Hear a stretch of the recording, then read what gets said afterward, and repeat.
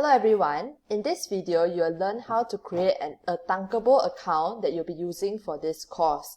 So first of all, open your web browser. For example, I'm using Google Chrome here, and you just search for thunkable.com.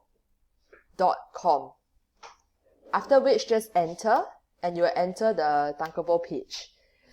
So to create an account, just click on sign up. And it will give you an option to sign up with Google, sign up with Apple, or sign up with email. You can just click on sign up with email. And then you can just enter your email. So don't enter my email, you just enter whatever email you have.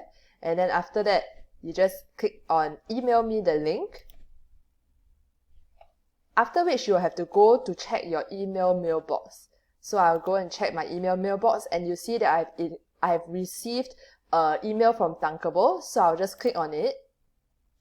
And then there'll be a button for you to click to sign in. Just click on that.